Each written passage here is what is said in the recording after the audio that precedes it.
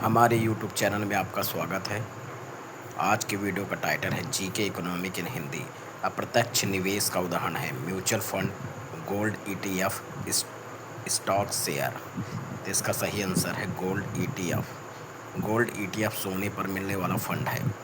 मिश्रित अर्थव्यवस्था प्रणाली के बारे में निम्नलिखित बयानों पर विचार करें। 4 ऑप्शन हैं।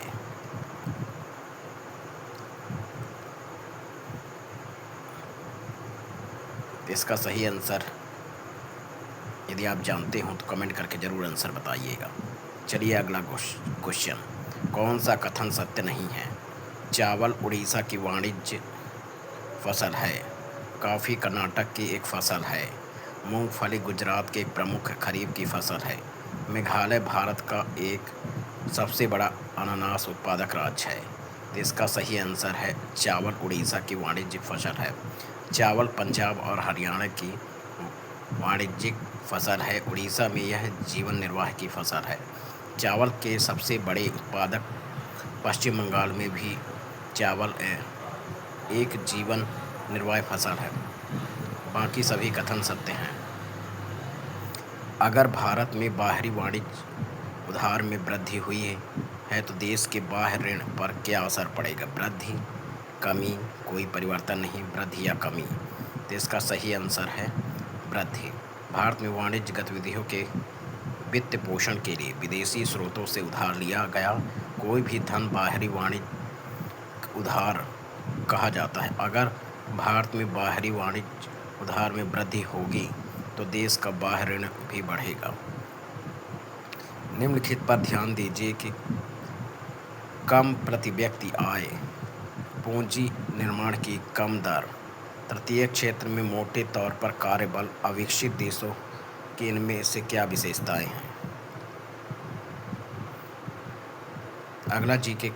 अगला इसका क्वेश्चन है, देश के पूरे आय और व्यय का पूरा ब्यौरा जिसे बजट कहा जाएगा संसद के समक्ष पेश करना होगा। यह संविधान के किस अनुच्छेद में लिखा गया हुआ है? अनुच्छेद 111, अनुच्छेद 112, अनुच्छेद 113, अनुच्छेद 114। इसका सही आंसर है अनुच्छेद 112। अनुच्छेद 112 में भारत के बजट का वर्णन है। बजट में देश के आय और व्यय का पूरा ब्यौरा होता है। बजट संसद के समक्ष पेश किया जाता है। स्वतंत्र भारत का प्रथम केंद्रीय बजट 26 नवंबर 1947 को R.K. शनमुखम जेट्टी द्वारा प्रस्तुत किया गया था। दादा भाई नौरोजी ने अपनी पुस्तक poverty and un British rules in India में भारतीयों की गरीबी का निम्नलिखित में से क्या कारण नहीं बताया है? अंग्रेज अफसरों द्वारा यूरोप में खर्चा, अंग्रेज अफसरों द्वारा भारत का धन यूरोप में ले जाना, जनसंख्या वृद्धि, भारत में ब्रिटिश। इसका सही आंसर जनसंख्या वृद्धि। पॉवर्टी एंड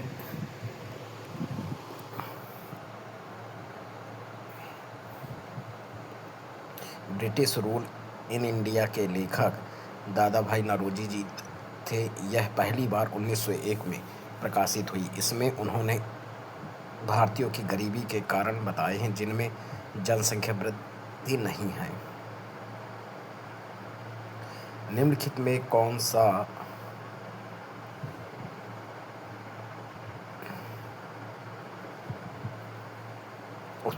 उत्पाद भारत में पूरी तरह से विनियमित है? गैसोलीन, कैरोसिन, डीजल उपयोग सभी। तो इसका सही आंसर है गैसोलीन।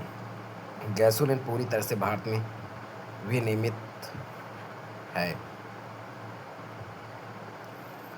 यदि हमारा वीडियो आपको अच्छा लगा तो हमारे चैनल को सब्सक्राइब करें और ज़्यादा से ज़्यादा लोगों को शेयर करें। भारत में निम्नलिखित में किसमें पब्लिक सेक्टर से सबसे ज़्यादा प्रचलित है? इस्पात, ट्रांसपोर्ट, कृषि, फाइनेंस।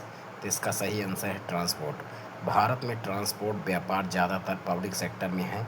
पब्लिक सेक्टर में निजी स्वामित्व होता है। SIDO का पूरा नाम क्या है? Small industry development organisation, small industry development office, state industry development organisation, Sikkim industry. इसका सही आंसर है small industry development organisation. SIDO का पूरा नाम स्मॉल इंडस्ट्री डेवलपमेंट ऑर्गेनाइजेशन है।